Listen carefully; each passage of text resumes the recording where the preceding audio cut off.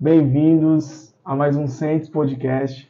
Hoje nós temos um convidado especial, que é um grande amigo aqui, o Michel Safuan. Ele é conselheiro da Missão Santos e também coordenador do Instituto Santos. Então, hoje, com certeza, vai ser uma conversa maravilhosa. Nós vamos ter muitas experiências para ouvir e aprender muito com ele. Tô animado.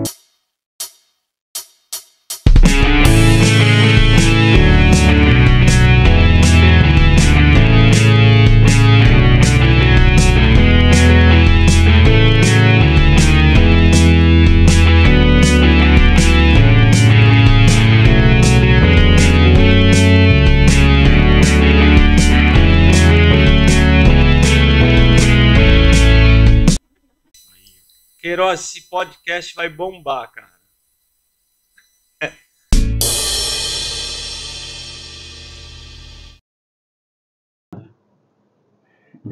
Safuan, o início é sempre bom a gente começar com história de conversão, né? Como que foi para você ter um testemunho de Jesus Cristo, um testemunho pela primeira vez do livro de Mórmon e saber realmente que a igreja é verdadeira? Como foi para você? Bom, eu conheci a igreja através da minha professora de matemática na escola. Essa coisa, né? Ela me convidou para participar de um acampamento de jovens. Na época eu tinha uns 13 anos, se eu não me engano. E aí, a coincidência, né? Ela era minha professora de matemática e o marido dela era cabeleireiro da minha mãe. Então, por um lado, eu recebi o convite dela e por outro, no cabeleireiro, ele conversava com a minha mãe falando, não, vai lá que vai ser bom, né? E aí eu fui o primeiro, assim, membro da minha família a ter contato com a igreja, né? Eu fui nessa conferência de jovens aí de carnaval, eu era o único não membro lá, foi bem interessante a experiência, diferente, tudo era diferente, né? Agora posso falar assim dessa perspectiva, uma pessoa que nunca esteve na igreja, ir direto para uma conferência de jovens, assim, uma coisa totalmente nova, eu não conhecia ninguém lá, nenhum dos jovens, mas eu via que o pessoal era animado, que eles eram unidos, que eles falavam muito das escrituras, de personagens das escrituras que eu não conhecia, porque a gente já tinha uma base bíblica, né? Então quando eu cheguei em casa, depois desse... detalhe, foi nessa conferência de jovens que eu dancei pela primeira vez. Nossa, foi muito interessante para mim. E aí quando eu cheguei em casa, minha mãe perguntou, e aí, gostou? Eu falei, gostei, é legal. Só que eles falam de uns caras diferentes lá, Nef, Sam, Leí, nunca vi esses homens aí na Bíblia, né? E ficou assim. Mas aí esse foi o pontapé inicial. Depois os missionários começaram em casa. E aí a gente foi batizado aí 6 meses depois disso. E você falar é legal porque para mim, pessoalmente, que nasci na igreja, é uma experiência totalmente diferente. Porque muitas pessoas, eu sempre falo isso, muitas pessoas acham que para quem nasce na igreja é mais fácil você ter um testemunho da igreja. Mas são desafios diferentes. Porque quando a gente está na igreja, tudo é normal. É difícil a gente se impressionar. Então, quando a gente leva um pesquisador, uma pessoa para conhecer a igreja, ele fala, nossa, olha aqui, esse tamanho dessa igreja, né, as pessoas. Mas como é do nosso dia a dia, é difícil a gente se impressionar até com experiências. Às vezes, minha mãe ou meu pai fiz uma oração e Deus respondeu, aconteceu isso. É uma coisa tão comum que acaba não sendo uma experiência significativa para a gente. Então a gente vai crescendo e chega um momento em que falar Nef, Sam, Moroni, para a gente é tão comum é normal, né? Que não faz já é do nosso dia a dia, do cotidiano. Mas o ponto para nós que nascemos na igreja de diferença é que tem uma hora em que você tem que decidir qual lado você tá, apesar de você sempre viver, uma hora você tem que ter uma chave, tem que virar, é isso que eu quero realmente. As coisas no mundo começam a dividir e suas escolhas começam a... E que acho que para você foi totalmente diferente, que você vinha de uma família que não era da igreja e está no acampamento, já foi impactante, povo estranho, povo diferente, né? Eu estava pensando no que você falou, eu acho que essa questão de chega um momento que você tem que decidir, esse momento ele vai acontecendo durante toda a vida, né? A gente ainda está decidindo. Eu ainda estou decidindo, você está decidindo, né, se você vai continuar se convertendo ou não, né? Ainda ontem conversava com um amigo até nosso, né, jogando basquete, né, e ele estava falando sobre quantos jovens adultos, né, da época dele hoje em dia não estão mais ativos, né? E realmente tem muita gente boa, muita gente que há pouco tempo atrás estava aqui com a gente, mas que chega um momento que começa a escolher não mais se converter. Então essa conversão é um processo que nunca acaba, né? A gente tem que estar buscando se arrepender sempre, porque todo mundo aqui, a gente sempre vai errar. E à medida que a gente erra, a gente tem duas opções. O que eu vou fazer a respeito, né? Eu vou continuar e só vou piorar nesses erros ou eu vou me esforçar para melhorar? Então essa é a luta, né? A nossa luta é de tentar melhorar sempre. Mas você sabe que, desculpa, voltando para aquela questão da minha conversão, ali, na verdade, o que aconteceu não foi exatamente uma conversão, ali foi o contato com a igreja e o contato com os missionários. E tudo aquilo que eles trouxeram para a gente era extraordinário. Cada vez que eles vinham na nossa casa, eles saíam e a gente ficava com aquele sentimento de saudade já e de volta logo. E na época chamada palestras, cada uma dessas palestras era um mundo novo que se apresentava para a gente e a gente ficava muito feliz e a nossa alma era nutrida a cada uma dessas mensagens. Especialmente quando foi falado sobre o plano de salvação. O plano de salvação foi o ponto alto ali, né, para nós, né, dessas visitas dos missionários. Bom, ok. Aí minha família se batizou, né, com exceção do meu pai. Seu pai com não exceção do pode. meu pai. Meu pai era católico, não praticante, mas os demais todos fomos batizados. Só que o que acontece? 3 meses depois do nosso batismo, a gente se muda para o Paraguai. E assim, mudar de país não é uma coisa fácil. Agora, mudar de país quando você é membro novo é uma coisa ainda mais complexa. E a igreja lá é muito diferente daqui. A cultura daqui é muito diferente, talvez até de outros lugares da América Latina, pelo que eu percebo. Aqui a gente é tudo muito animado, muito espontâneo, né? Lá não, lá, em boa parte dos países da América Latina, a coisa é mais formal. Então a gente chegou lá e a igreja era muito séria, muito diferente, assim, os líderes muito duros. E a gente não se adaptou. Tinha muitos jovens? Até tinha. Bom, enfim, logo de cara, então a gente chega e frequenta uma ala, não gosta, frequenta outra, não gosta. A gente ficou indo pipocando assim, aquela velha desculpa, né, de que não gosto aqui, vamos em outra. E quando a pessoa está assim, você sabe que nenhum lugar vai dar certo, né? E aí não deu mesmo, então a gente acabou ficando inativo por quase um ano. Talvez um ano, não lembro com exatidão. E você tinha quantos anos isso, mais ou menos? Eu já tinha 14.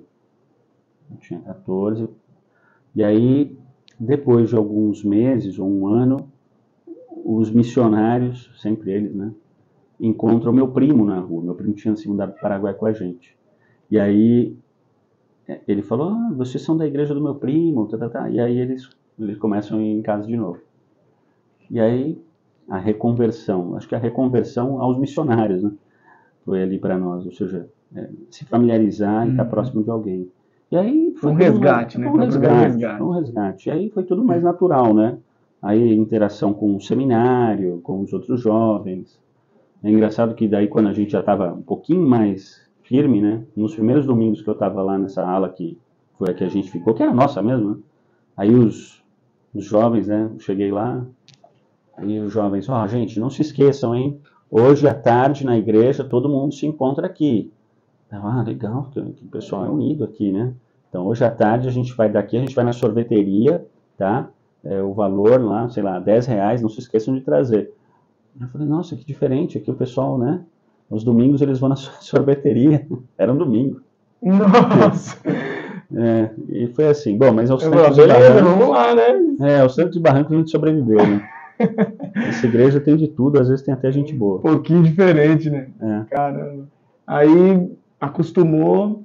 Sim, aí a gente se acostumou e foi crescendo normal, né, do evangelho. E aí, quando chegou a época de ir para a missão, conversei com o meu primo de estaca, o bispo, e enfim, deu tudo certo. A única coisa é que, assim, eu ainda eu não tinha um testemunho mesmo, assim, vamos dizer assim, da igreja, do evangelho restaurado. Eu gostava da igreja, eu gostava do ambiente, eu queria ser um missionário, era isso. O testemunho mesmo daqueles que, bom, eu orei, recebi a resposta, eu sei, foi só no CTM. E só para ajudar, eu gosto que a história dos jovens ajuda muitos jovens. Qual foi a dificuldade que você enfrentou como jovem para ajudar os jovens que enfrentam a mesma dificuldade?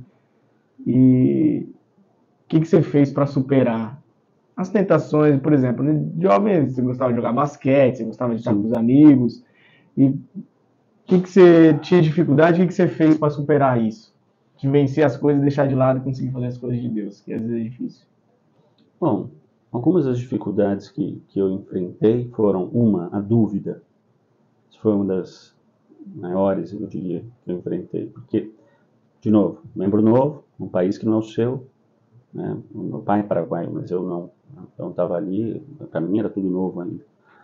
E aí eu lembro de um episódio, até já mencionei isso em algumas aulas, eu estava numa fila de um banco e tinha vários panfletinhos assim, né, que eles colocavam ali no guichê, assim. De repente eu vi um panfletinho e falei, nossa, que legal, isso aqui é da minha igreja, né? Eu vi foto do templo de Salt Lake no panfleto. Chique. Eu falei, é nóis, né?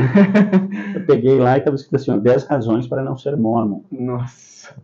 Agora, eu tinha uns 15 anos, membro novo, nesse processo de estar voltando para a igreja, né? Aí eu li aquilo e fiquei devastado, porque eu não tinha uma base. Então, na época, eu conversei com a minha professora do seminário. Detalhe, minha professora do seminário tinha uns 18 anos só. E ali falava um monte de coisas, assim, sobre o templo, que no templo fazem-se sacrifícios de criancinhas, pacto com o demônio, coisas assim, né? Eu falei, não, isso aqui eu não vou nessa igreja nunca mais, olha isso. A gente está sendo enganado aqui, né? Eu mostrei para a minha professora do seminário e falei, olha, não volto mais nessa igreja, não. E ela, por quê? Por isso. Por isso que eu não estou mais indo no seminário. Daí ela, assim... Sabe lá quem foi que escreveu esse panfleto, mas... Cara, mas olha a sabedoria dessa professora. Ela falou assim, olha, eu nunca fui no templo. Eu não sei como é que é. Mas uma coisa eu posso dizer para você. Como é que você se sente quando você está lá no seminário? Eu falei, bem. Como você se sentiu quando os missionários te ensinaram o evangelho? Como que é os domingos? Eu falei, tudo é ótimo, excelente. Como você se sentiu quando você leu esse panfleto?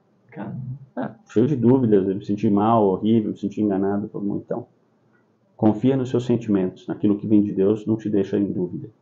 Isso daqui é do inimigo. Aí você, quando estiver no templo, você vai descobrir. E foi assim, eu confiei nela e deu tudo certo. Nossa, com 18 anos ela na baita sabedoria. Nunca foi no templo ainda, né? Eu achei muito legal isso. Então, uma dessas coisas que eu diria para os jovens se você tiver dúvidas, que são diferentes, né? Vamos dizer assim, os meus desafios dos desafios dos jovens, mas se você tiver dúvidas com respeito a qualquer coisa dentro do evangelho, qualquer tipo de padrão que nos é exigido viver, ou qualquer aspecto da história da igreja que você não entende, não concorda, ou qualquer coisa que você viu, ouviu ou descobriu, siga em frente. E mais para frente você vai entender isso de uma forma melhor. Ou seja, não se deixa levar pelo momento. Porque se fosse para eu me deixar levar pelo momento naquela ocasião, eu nunca mais teria voltado para a igreja. E seja humilde para confiar naquelas pessoas que te amam. Porque elas talvez não saibam todas as coisas, mas elas sabem que te amam. E elas querem o melhor para você. Cara, essa não foi boa, gostei. Vou pegar para mim. Vou pegar, que legal. Quando que você voltou pro Brasil? Então, eu voltei pro Brasil quando eu fiz missão, né? Porque eu brinco que eu fiz missão no exterior. Porque eu morava no Paraguai e vim fazer missão no Brasil. Não deixa de ser, né? Sim. Porque na época eu vim de lá. Então eu fiz missão na Missão Brasil Porto Alegre do Sul. Então esse foi o meu retorno, vamos dizer assim, temporário ainda para o Brasil. Aí terminou a minha missão, voltei para o Paraguai. Aqui tem um outro detalhe, né? Eu cheguei em casa e falei para minha mãe, eu não sou que nem esses ex-missionários tontos que existem por aí, que chega e já vai casando. Não sou um desses, mãe. Você vai ver que eu vou te dar muito orgulho. Eu vou estudar, eu vou trabalhar, eu vou te levar para passear. Você vai ficar com muito orgulho de mim. Ela, meu filho, me abraçou, me beijou, parabéns. Primeira menina que comecei a sair, 6 meses depois estava casada, sabe? Não tem jeito. O homem nasce, cresce, fica bobo e casa, né? E ainda bem, porque a minha esposa, ela é tudo para mim. E aí, depois que eu casei, nessa época eu, né, estudava, trabalhava por lá, tudo, mas alguns meses depois, eu fiquei desempregado, né? E conversei com a minha esposa, e tanto ela quanto eu, nós concordamos que seria bom a gente tentar vir para o Brasil. Então eu vim em janeiro de 98. Então eu cheguei e fiquei temporariamente 2 semanas na casa de um ex-companheiro meu de missão aqui em São Paulo, com a missão de encontrar um trabalho, porque daí eu teria condições de trazer minha esposa e a gente tentar a vida por aqui. E aí foi muita oração, muito jejum. Em 2 semanas eu fui abençoado com 5 trabalhos. Eu podia escolher qualquer um dos 5. Aí eu liguei para casa e falei para minha esposa, naquela época eu não tinha WhatsApp, né? Liguei para a esposa e falei, ó, tem esses empregos aqui. Eu lembro que um era no CTM, outro era no SEI, para ser secretário no escritório central lá em São Paulo. E outro era na Wizard, na TAM, numa outra empresa aí de cosméticos. Aí ela falou, olha, desses 5 aí, fica com SEI. Eu falei, então tá bom. A mulher fala, a gente obedece. E aí sempre dá tudo certo, né? E aí eu falei, então tá bom. E aí assim foi. Assim eu tive condições de começar nesse emprego lá em São Paulo. E ela veio. Aí quando ela veio, a gente trouxe tudo que a gente tinha. 2 sacolas cheias de roupas.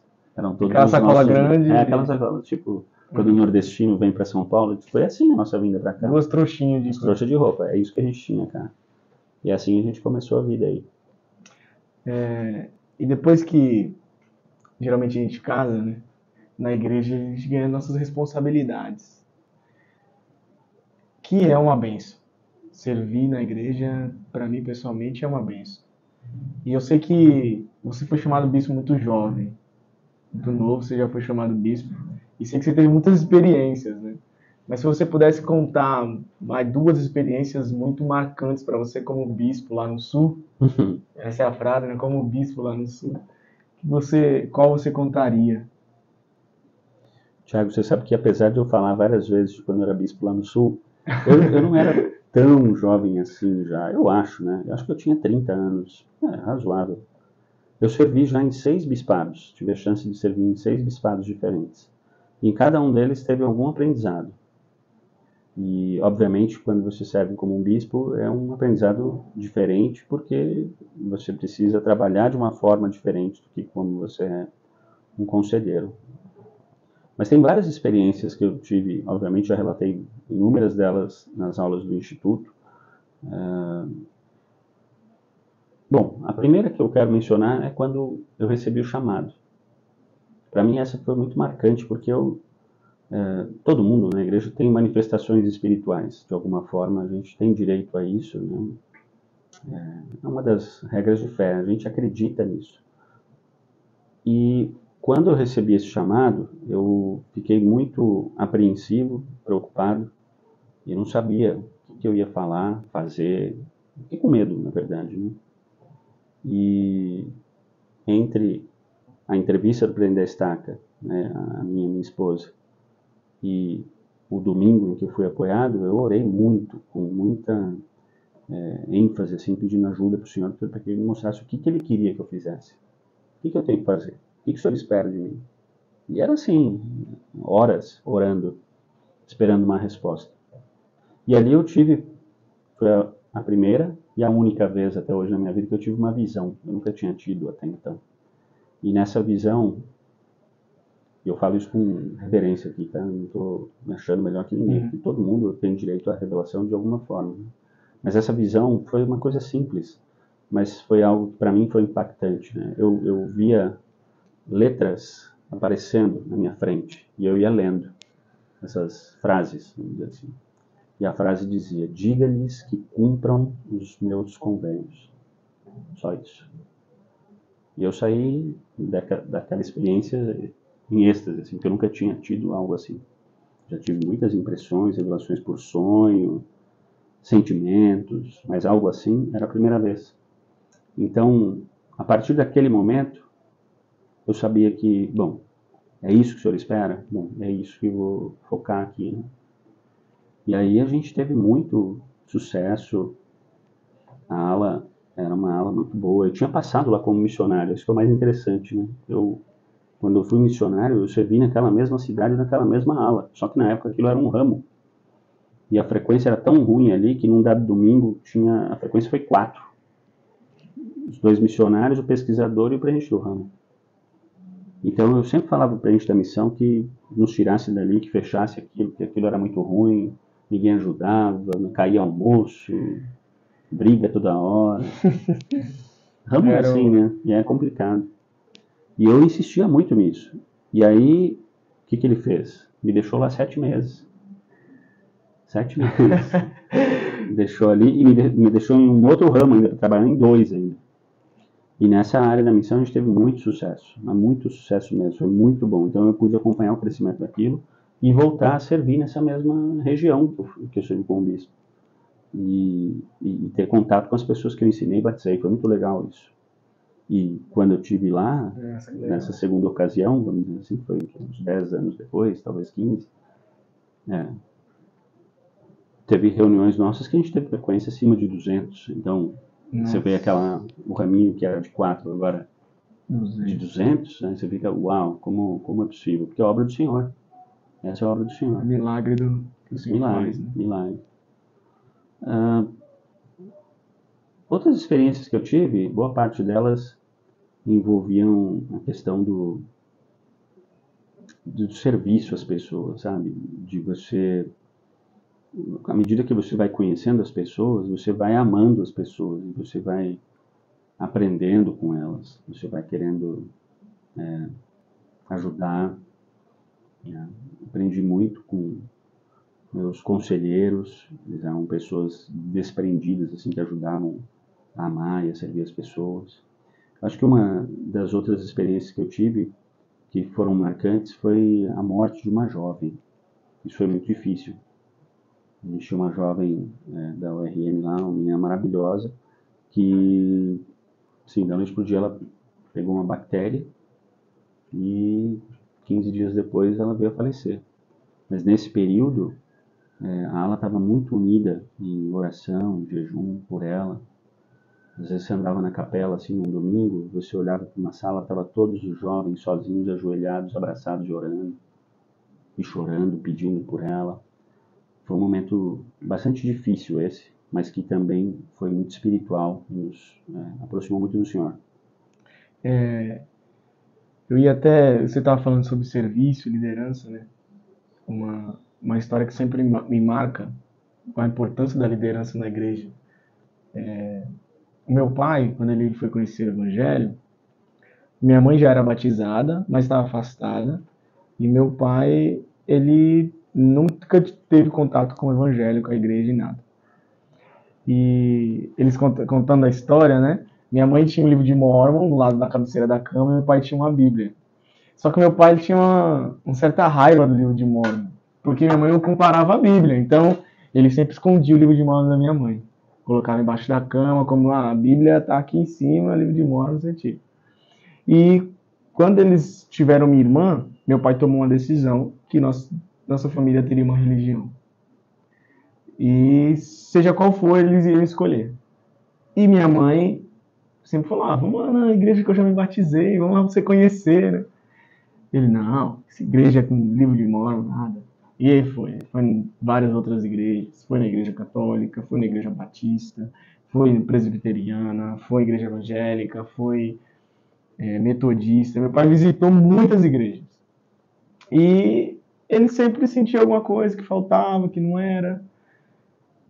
E quando minha mãe conseguiu convencer ele, lembra que você falou que sempre segue a mulher que vai dar certo, né?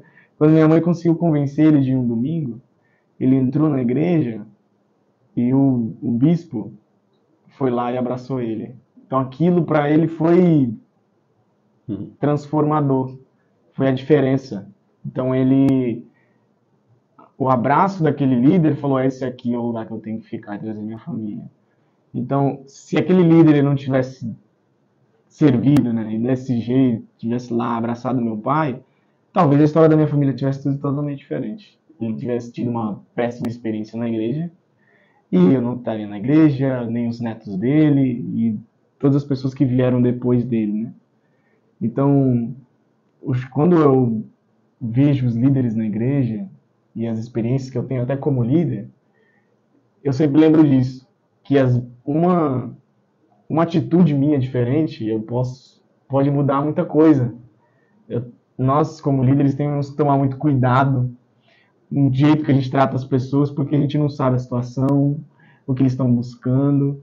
E inúmeros líderes, né, fizeram muita diferença na minha vida, vários bispos, vários presidentes dos rapazes, enfim. E você na liderança foi sua vida toda daí para frente, né?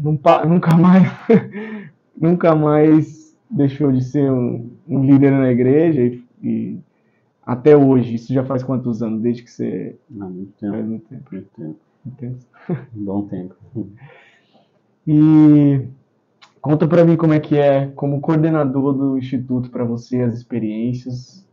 Porque é um trabalho, mas é um trabalho diferente, né? Um trabalho em que você envolve muita questão espiritual e você tem muitas experiências com isso, né? Trabalhar com a juventude. Sim. Bom, trabalhar com a juventude é uma bênção e um desafio. Tem muita coisa boa e tem sido assim na minha vida, como eu expliquei, desde 98. Na verdade, eu já tinha começado lá no Paraguai, esqueci de mencionar isso. Quando eu cheguei da missão, meu primeiro emprego foi lá no SEI. Eu comecei como secretário lá no Instituto, lá no Paraguai. Mas aí eu fiquei pouco tempo lá só, fiquei acho que uns 5 meses só. E mudei para um outro emprego que estava pagando um pouco melhor para mim, porque eu queria me casar, né? Então, mas nesse período aí, se eu somo tudo aí, vai 26, 27 anos que eu tenho trabalhado com a juventude da igreja, eu descobri que, como você falou, a essência da liderança é o amor. O ensino é a mesma coisa. Você não consegue ensinar alguém sem que antes você ame essa pessoa. Se você quiser ensinar antes de amar, o resultado não vai ser bom. É como se você estivesse forçando uma situação. Então, ninguém pode ser ensinado sem que antes seja amado. Você precisa ter essa condição, essa capacidade de tentar conhecer a pessoa, de entender a situação dela, de não julgar, de separar o ensinamento para prática. O ensinamento, você tem que ensinar aquilo que é os padrões do evangelho, correto? Mas a prática, a pessoa tem inúmeras situações difíceis que são parte dos desafios que ela tem. Eu não posso juntar as duas coisas e falar, não, o Tiago não presta porque ele não faz isso, aquilo. Não é assim. Então eu tenho que olhar para o Tiago como filho de Deus e demonstrar amor por ele. Então eu gosto muito disso, especialmente daqueles que precisam mais ainda do amor de Deus, sabe?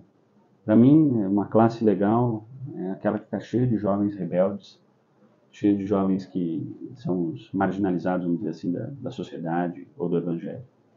É uma das características do seu instituto, isso, que eu vi quando eu fui no instituto, que é a seguinte: muitos amigos meus que têm dificuldade às vezes com o princípio do evangelho e se sentem julgados por alguns líderes, algumas pessoas, quando eles iam no instituto, eles falavam justamente isso.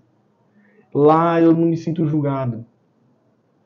Lá eu não preciso ser aquilo que eu não sou. Eu posso ser e lá vão me tratar bem, igual, eu vou conseguir aprender.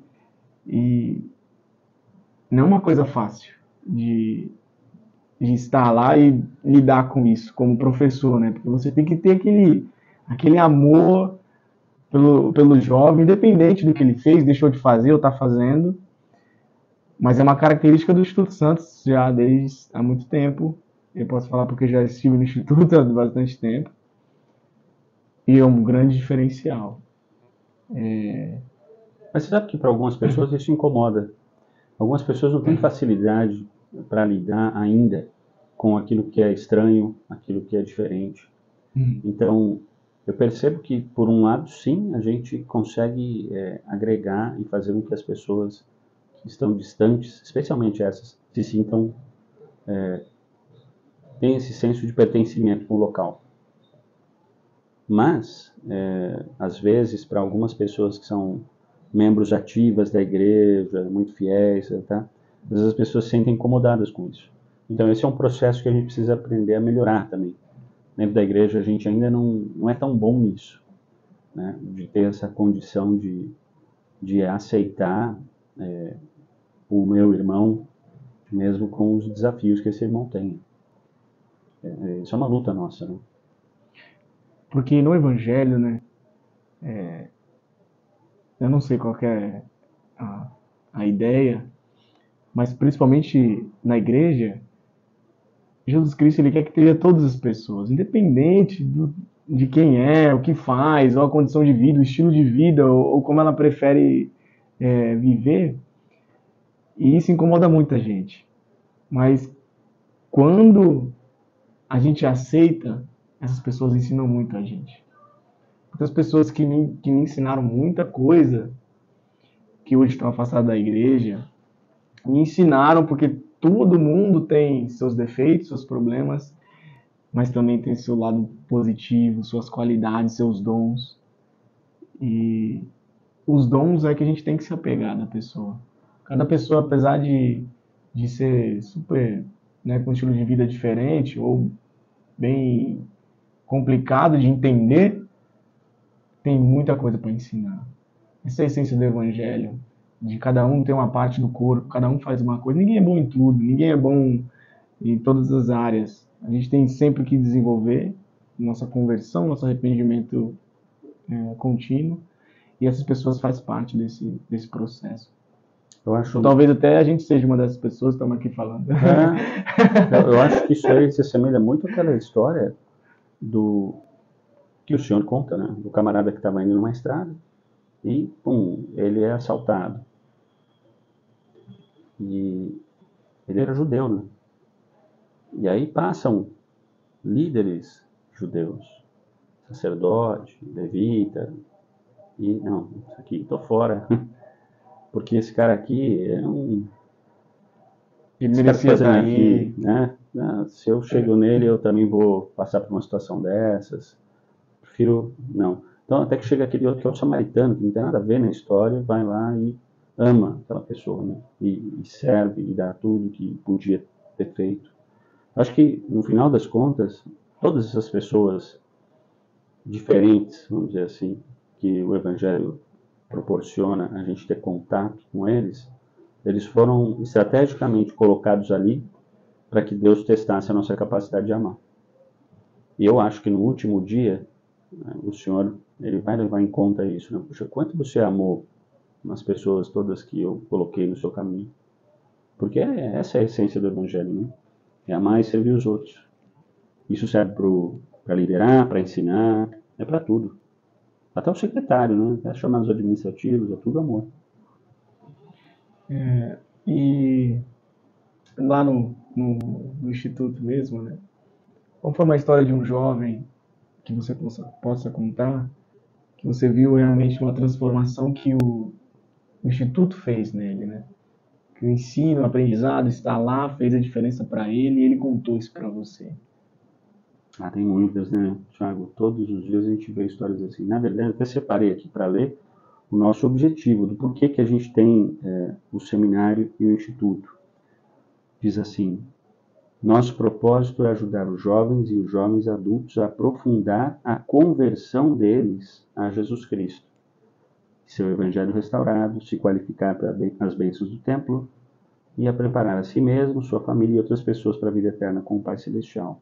Então, no final das contas, tudo que a gente tem no Instituto gira em torno desse objetivo, de aprofundar a conversão do jovem em Jesus Cristo, no Evangelho, né, a expiação e tudo mais. Eu acho que o exemplo mais recente que a gente tem disso ali no nosso instituto é atual até. Ele não vai ficar bravo de mencionar isso aqui, porque ele menciona isso publicamente com muita frequência. É o jovem Igor Nascimento, da Laria Branca 2. E o Igor é um cara maravilhoso. Ele teve inativo um tempo da vida dele, e ele, obviamente, estava inativo, ele não estava vivendo os padrões do evangelho. Mas a história do Igor, e lembra, todo mundo tem uma história, é muito interessante, porque assim, ele já não tinha um pai, e a mãe dele morreu durante a pandemia. Então, olha que situação, né? O cara ficou sozinho. E aí ele estava distante do evangelho, até que na época o bispo, né, da outra ala, da Areia Branca 1, encontra ele na rua, e ele estava distante, assim, de novo, o Igor estava distante das coisas. Ele encontra ele na rua, fica até com um pouco de vergonha dele, né? É típico, né? O cara que não está meio longe fica com vergonha. E aí ele faz um convite para ele, ele decide voltar. Mas olha só que interessante, ele não volta assim para a igreja com tudo. Ele começa indo meio que no instituto, assim, sabe? Uhum. O instituto serve de ponte. O instituto é uma ponte, É né? verdade. Por quê? Porque o ambiente é informal, e você tem os amigos ali, não tem quem vai te julgar. Ele Não é conta só que, pra jogar uma sinuca. então, ele conta que quando ele começou a ir na igreja, porque ele ficou inativo esse tempo, ele fez umas tatuagens, né? E aí estava difícil, como eu expliquei, ele estava, né, a partir desse momento, órfão, né? Sem mãe, sem pai e tudo.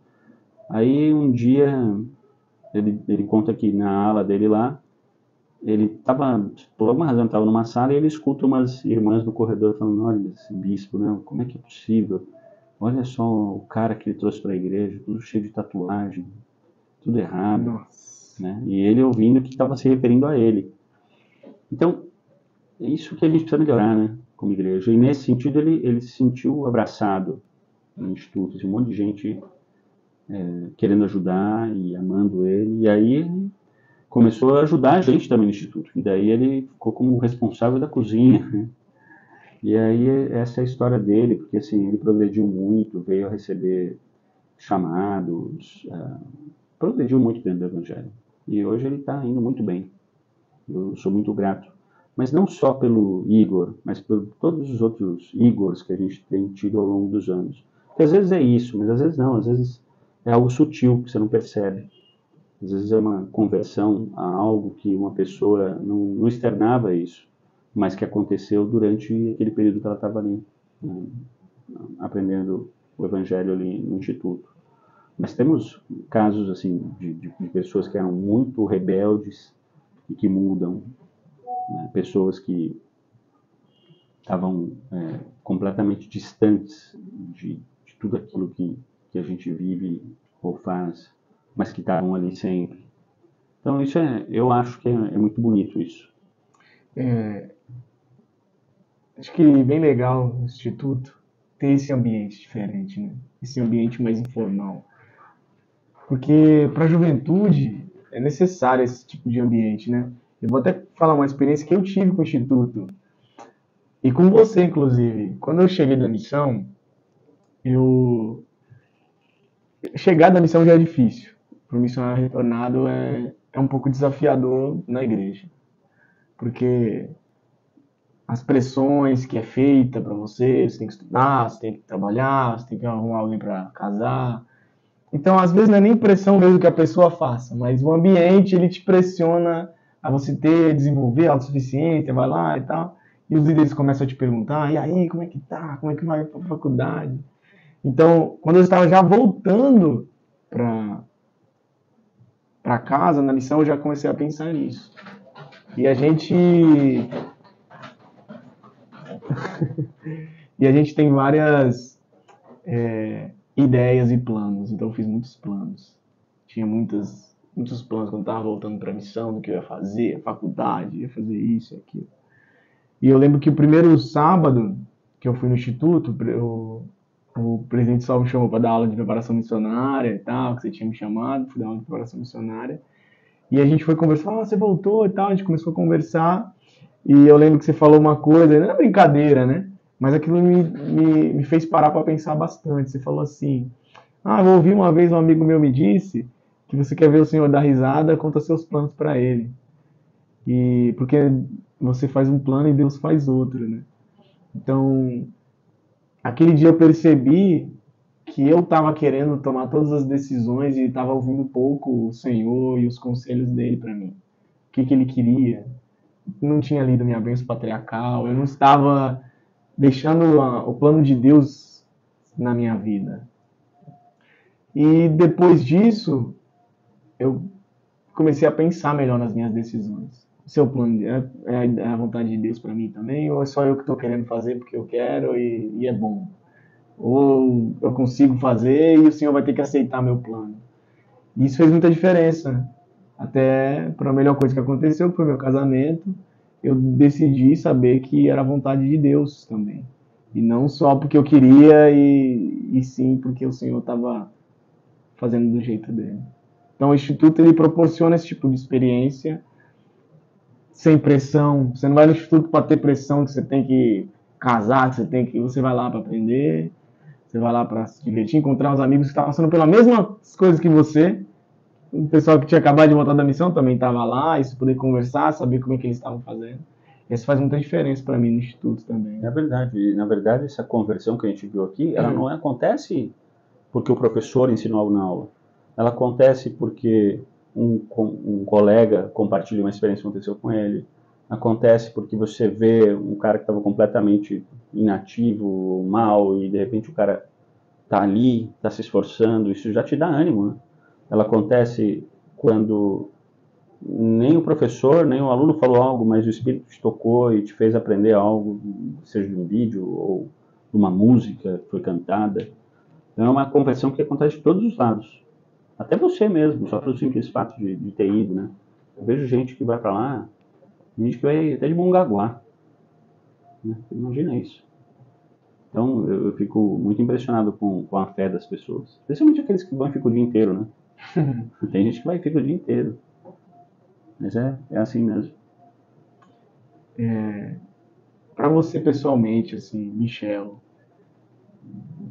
qual a sua experiência que você mais marcante com Jesus Cristo? Você fala assim, eu senti um pouquinho do amor de Cristo na minha vida e sei que Ele é meu Salvador. Como foi a sua experiência com Jesus Cristo? Tem muitas, né? As experiências com Jesus Cristo são sempre marcantes. Acho que chamados te dão essa experiência. E é legal falar sobre isso. Todo chamado eu considero como se fosse um abraço de Jesus Cristo para a gente, uma chance de estar trabalhando lado a lado com Ele. Cada vez então que eu recebi uma chance de servir ao lado dele, eu encarei isso com profunda gratidão e mais uma chance de sentir a presença dele me auxiliando, né, de alguma forma. Então isso tem sido uma bênção para mim.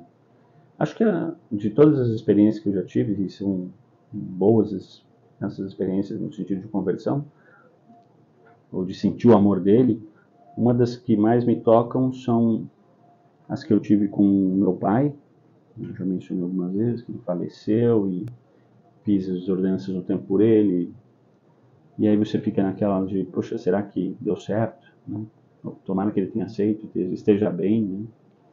Que a gente não tem, né, contato com o outro lado do véu, então a gente fica nessa apreensão. E aí, numa ocasião, quando minha sogra veio dar um suporte para minha esposa, quando meu filho nasceu, ela ficou alguns meses em casa e eu levei ela de volta para o Paraguai. E aí no carro eu comecei a escutar músicas do Paraguai quando estava chegando lá. E meu pai, ele era músico, então aí imediatamente eu lembrei dele. E quando eu lembrei dele, eu fiquei com saudades, porque as músicas me remetiam muito a ele tocando, né?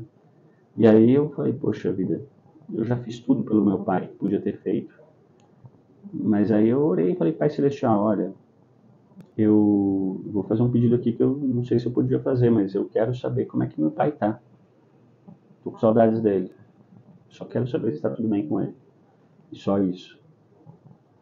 E foi minha oração silenciosa, né, chorando sozinho enquanto dirigia um carro. Aí deixei minha sogra, voltei para minha região de trabalho, na época era o interior do Rio Grande do Sul, a fronteira ali com a Argentina, Uruguai, estava naquela região toda lá. E aí no dia seguinte, no outro dia ainda, aí eu volto para casa.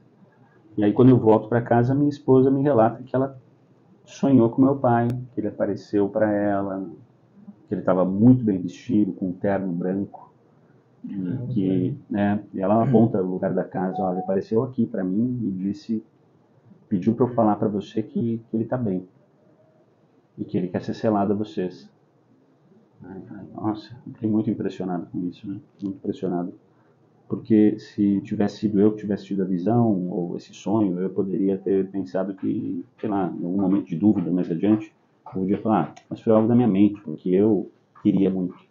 Mas como foi ela, que não tinha nada a ver na história, então para mim foi muito marcante, mostra que o Pai Celestial te conhece, que ele sabe dos seus desafios e que ele pode fazer coisas que parecem ilógicas, mas que ele tem a capacidade de fazer. Para mim foi muito marcante isso, muito, muito especial. Mas muitas outras coisas que mostram o amor dele por mim, por exemplo, uma vez numa estrada, dirigindo com a minha família, voltando de um devocional, tinha um tronco na frente do carro, eu estava uns 100, 120 por hora numa curva. Você gosta de correr pouco? Bom, agora está mais calmo. E quando apareceu o tronco ali, tanto eu quanto minha esposa, uma outra pessoa que estava frente no carro, a gente não tinha o que fazer, sabe? Só esperar. Porque é uma curva, então quando ele aparece, estava uns 50 metros talvez da gente, e a gente não tem, vai fazer o quê? A única coisa que eu fiz foi juntar na direção com muita força para... Tiago, até hoje eu estou esperando o tranco. Até hoje estou esperando. O carro passou normal. Então, como é que eu posso negar o amor do Senhor, né? Ou numa outra ocasião, que eu estava um pouquinho mais rápido que isso, mas eu estava sozinho, tá? Não sei se serve de consolo. Eu estava bem rápido, indo para um treinamento de professores, sozinho numa estrada, uma descida. E de repente lá, quase no final da descida,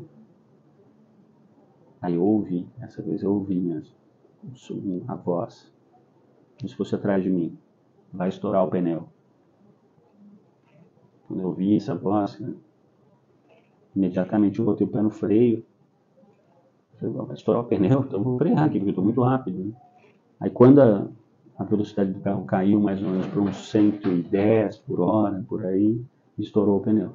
Eu estava bem rápido, estava uns 150 por aí. Então, uns 110 por hora, estoura o pneu da frente esquerdo, e aí eu consegui controlar o carro. Mas se eu tivesse na velocidade que eu estava, eu ia morrer.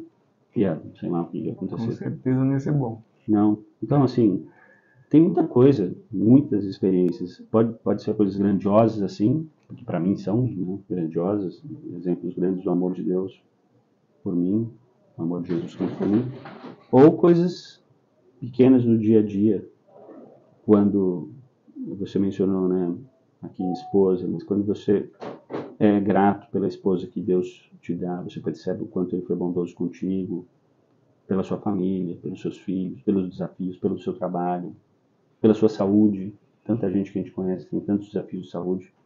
A gente tem saúde. Isso é incrível, o amor de Deus. Então eu sinto diariamente esse amor dele por mim. Muito bom saber que suas experiências sempre são boas. Apesar de eu ter escutado algumas já, é sempre bom ver, ouvir e as pessoas também. É bom conhecer essas experiências. Agora eu quero que você dê um conselho, na verdade. Conselho para os jovens. Sei que você já trabalhou no Instituto. Faz quantos anos que você já está no Instituto? Então, dando só aula, aqui no Instituto? Só aqui no Instituto. Nesse Instituto aqui eu estou há 11 anos, um pouco mais de 11 anos. Mas na época que eu era coordenador de seminário em Instituto, também era professor do Instituto. Também, né? Sim. Então, assim, se for pegar o tempo mesmo que eu estou dando aula, eu estou já há muito tempo, quase uns 30 anos. 30 anos. Então, nesses 30 anos de experiência como professor para os jovens, né? Qual conselho você teria para dar para que o jovem tenha uma vida feliz no Evangelho? Quais seriam conselhos, vai dar 3 conselhos aí que você daria, você de experiência que você viu os jovens fazerem no geral e Eu acho que o primeiro de todos é ser humilde. Os jovens hoje são muito inteligentes, muito capazes e têm muita informação e conhecimento disponíveis na palma da mão. Isso é um fato. Na época que eu comecei a ensinar, as pessoas não tinham isso, não tinham acesso à informação. Então, sem acesso à informação, o professor, ele é tipo tudo, né? Porque ele era a fonte da informação. E aí, a pouca informação que tinha, você tinha em livros e a maioria em inglês. Isso que eu estou falando que eu não comecei aqui, nem na internet direito tinha, não tinha. Aí, aos poucos, esse processo vai mudando.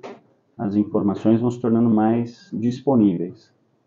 Então, quando você tem tanta informação disponível, qualquer professor, hoje em dia, em qualquer sala de aula do mundo, não é que ele seja facilmente substituível, não é isso que eu quero dizer, mas tudo que ele está falando, a pessoa pode estar em tempo real buscando fontes, informações e tendo acesso a muito mais do que aquilo que ele está passando.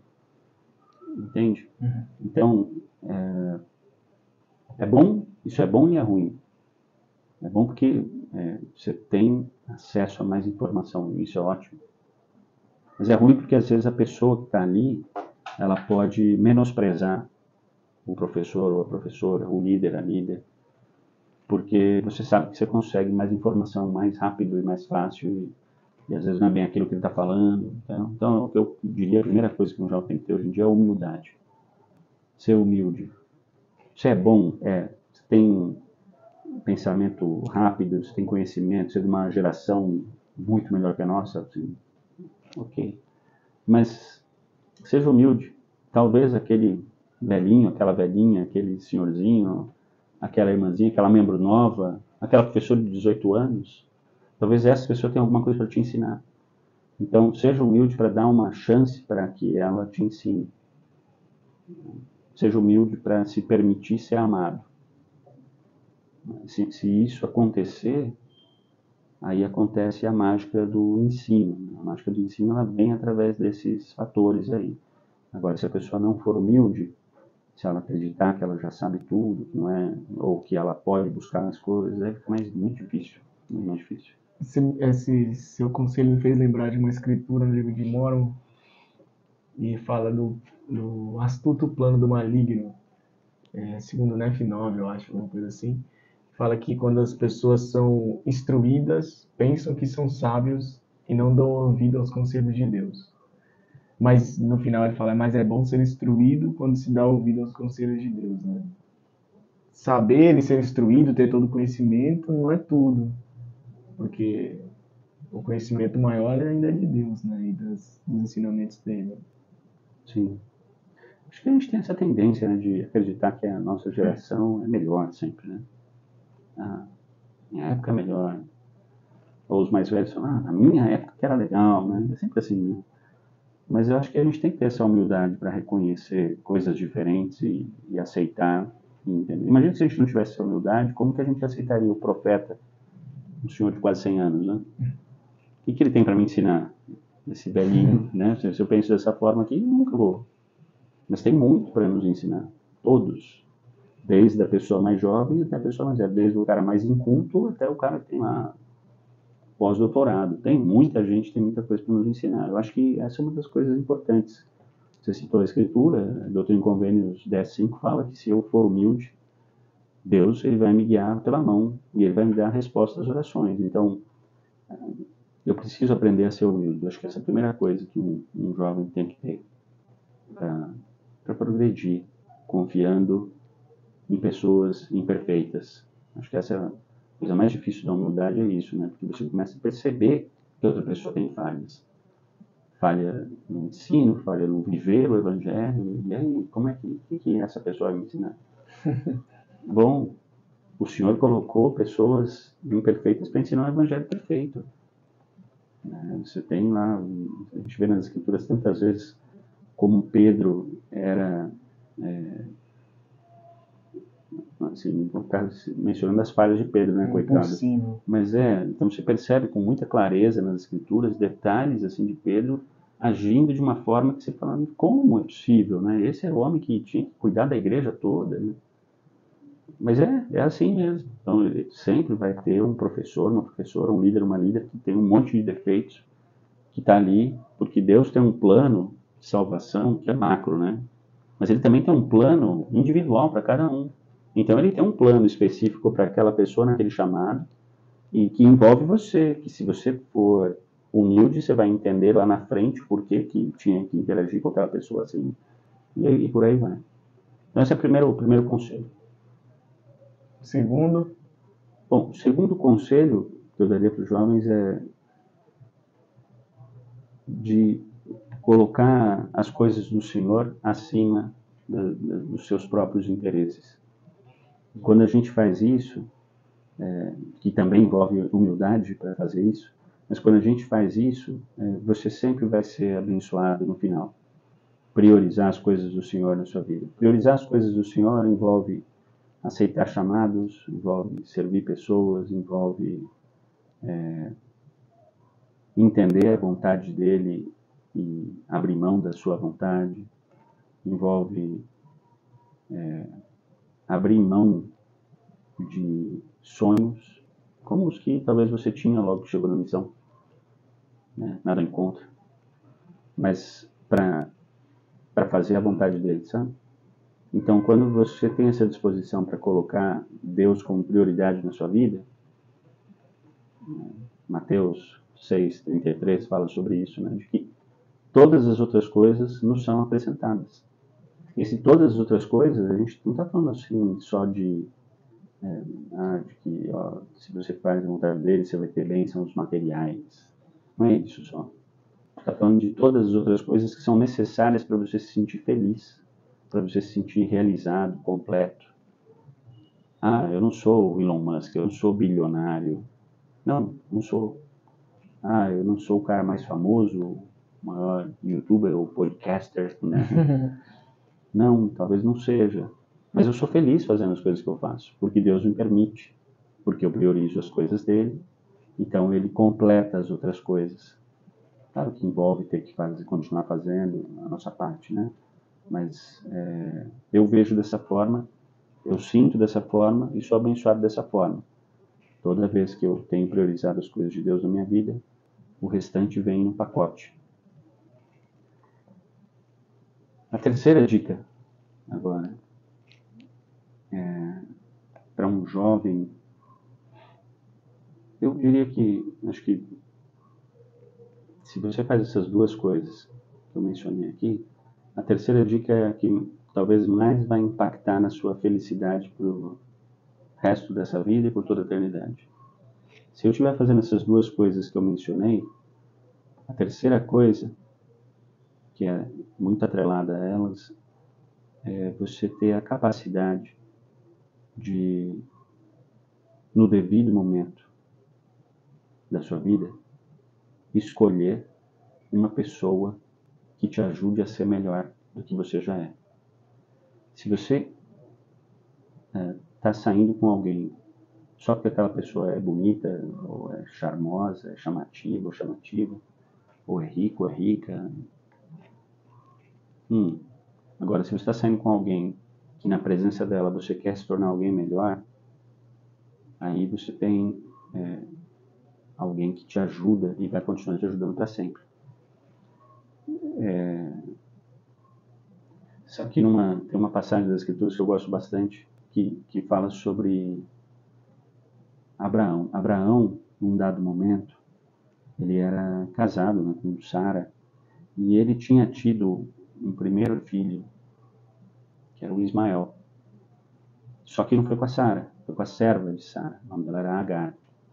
E aí, com a Sara, ele tinha tido um outro menino, que era o Isaac. E quando Isaac estava lá com seus 3, 4 anos, né, eles faziam uma festa na época quando a criança desmamava. Quando a criança parava de mamar no peito, daí eles faziam uma festa, era uma tradição, né? E aí nessa festa, O Ismael, que era mais velho, sempre tinha bullying, na história da humanidade sempre teve, né? Entre irmãos, então. Então esse irmão mais velho, ele começa a debochar do menino. A gente não sabe o que ele pode ter falado, mas deve ter falado muito besteira lá. Aí, Sara, imagina, a mãe daquele menino prometido, ela fica muito incomodada com isso. Então ela chega para Abraão e fala, ó, eu não quero, imagina a cena, né? Eu não quero mais essa mulher na minha casa. Manda essa mulher e esse filho embora. Agora, quem que é o profeta? Quem que é o homem que fala com Deus? E o que ele fala para ela? Não, isso não está certo. Mas como que a gente vai mandar ela embora? É errado isso. É desumano, né? Vai para o meio do deserto? Não, não vai não. Mas aí, Abraão, ele fez algo que eu mencionei aqui mais cedo. O que ele foi? Ele foi humilde. Então, como ele foi humilde, ele buscou o Senhor em oração. Ele buscou o Senhor em oração. E o Senhor fala, a resposta que ele dá para ele, é muito marcante. A resposta diz assim, ó, em tudo que Sara te disser, dê ouvidos a ela. Então, imagina, Abraão sai desarmado dessa experiência, volta para casa. Sara, você tem razão, Agar tem que ir embora. Contra a vontade dele, de forma desumana, mas era a vontade do Senhor. Quem já sabia? Sara. O profeta ainda não sabia. Porque na casa dele ele não é profeta, ele é o marido. Nada contra, que não estou querendo com isso desmerecer nenhum. Mas se um homem escolhe uma boa esposa, e uma esposa, um bom marido, as coisas têm a chance de serem muito melhores nas vidas dessas pessoas. Talvez hoje, Thiago, você é um menino excepcional, que eu sempre gostei muito de você. Mas talvez hoje você não estaria fazendo esse podcast comigo se você não tivesse se casado com a Laís. Com certeza. Não é verdade? Porque a gente nunca sabe o quão fundo a gente pode chegar em termos de viver o Evangelho. A gente nunca tem noção. A gente pensa que, não, isso nunca teria acontecido. Infelizmente, poderia ter acontecido isso e coisas piores. Porque a nossa vida é uma sequência de escolhas, como eu mencionei logo no início. A gente está fazendo a nossa decisão de se converter diariamente. Então, a pessoa que está ao teu lado, se ela te ajuda a você continuar escolhendo se converter, ótimo. Então, essas são as 3 dicas que eu daria. Humildade, escolher a Deus e escolher de forma sábia alguém que te ajuda a ser mais parecido com Deus. Aí vai dar tudo certo. Obrigado. Muito bom. Chegando à nossa conclusão agora, nosso final desse papo. Foi para mim, quem chegou até o fim aí... Tem muita paciência. Tem muita paciência, mas quem chegou até o fim, acredito que aprendeu muito, pôde ter bastante insights aí para a vida, que acho que isso que é importante. Quando a gente vê uma conversa, ou a gente escuta conselhos, histórias inspiradoras, é saber que isso pode me ajudar a minha vida. Acho que esse é o propósito do podcast, é saber que tem muitas pessoas que podem nos ensinar de vários lugares, de várias culturas e criações, ensinamentos e aprendizado. Queria agradecer você, Safwan, também por estar aqui, por nos prender esse tempo, deixar lá tudo que você tinha para fazer, para poder estar aqui, conversar comigo e a gente gravar. Obrigado mesmo de coração. É sempre bom estar com você e ouvir você falar também. Agora, conclusão, você quer falar alguma coisa pro final, pro pessoal, alguma coisa? Sim, quero falar 2 coisas só. 2, pode falar. Primeira coisa que eu esqueci de falar, né? Uhum. Mas talvez algumas pessoas me venham aqui com uma camisa azul clara, né? Falam, poxa, tá errado, né? Tinha que ser camisa branca. Mas é interessante isso. É só para mencionar que há algum tempo atrás a gente recebeu uma orientação, uns 3, 4 anos, de que a gente tinha que começar a usar outros tipos de camisas justamente para tentar ser essa ponte com o cara que está inativo ou que não é membro, para ele olhar para o professor, o diretor do instituto, e não ter essa visão dele como o bispo. Para ficar mais informal. Uma coisa mais informal, mais próxima do aluno. Então eu tenho me esforçado para muitas vezes estar assim, né, em compromissos. Fiz umas compras de camisas azuis. Pois é, cara. Comprei umas 2 lá para dar essa compensada. Mas eu tenho as brancas que eu uso também. Então é isso para servir de ponte.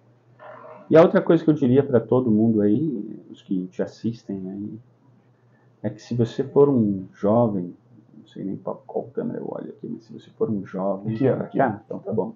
São muitas câmeras aqui. Se você for um jovem que tem entre 18 e 30 anos, não perca a chance de frequentar o instituto. Eu não sei, eu tive essa chance, cara, é muito interessante para mim. Eu era professor e aluno ao mesmo tempo, né? Então eu era professor, comecei dando aula, era muito jovem, então eu tinha alunos bem mais velhos que eu. Comecei e fui recebendo meus diplomas enquanto era um professor ainda. Mas eu acompanhei vários jovens que foram alunos do instituto até os seus 30 anos, né? Eu sei que muitas vezes a pessoa fala, poxa, mas eu já me formei, não tenho mais que frequentar. Mas se você não estivesse frequentando, vamos ser honestos, se uma pessoa não está frequentando uma aula do instituto, será que ela estaria estudando sei lá, algum livro específico do Evangelho naquele ano? Algum curso específico, por exemplo, sobre a vida de Joseph Smith, sobre o livro dos Santos, ou sobre os templos, enfim, talvez a gente não estaria fazendo isso, talvez a gente estaria fazendo alguma outra coisa naquele dia, né? Então minha dica para todo mundo é, se você ainda tem idade, aproveita, porque depois dos 30 você não vai poder mais frequentar, não vai ter mais essa chance. Então é um privilégio que a gente tem como membros da igreja de poder adquirir conhecimento, instrução e bagagem, especialmente bagagem para os momentos de dificuldade na vida, que a gente vai ter na vida um pouco mais para frente. E que talvez, às vezes, uma única aula, um único comentário de alguém, até você mencionou aqui, um comentário, aquela frase, quem falou não fui eu. Sabe quem falou? Elder Holland. É do Elder Holland. Então, assim, ó, você vê que legal. Você nem lembra quem falou a frase, mas você lembra que para você impactou. Então, às vezes, uma única aula, um comentário de um aluno, uma música que foi cantada por alguém, aquilo vai fazer a diferença na sua vida dali a 10, 15 anos, 20, sei lá. Então, eu daria essa dica para todos. Aproveitem a chance. Na verdade, essa é a razão principal na qual eu estou aqui hoje, Thiago. Eu falei, não, isso aqui é um compromisso de trabalho, tem que estar ali. Então, eu estou aqui para convidar todo jovem adulto que existe aqui, não só na Baixada Santista, mas em qualquer lugar do Brasil e do mundo, para aproveitar a chance de frequentar as aulas do seminário, do instituto, no caso de vocês, e aqueles que têm idade de seminário, frequentem o seminário, porque esse é o sistema de ensino do Senhor. Então, ele criou isso. E se ele criou isso, eu não posso ficar de fora disso.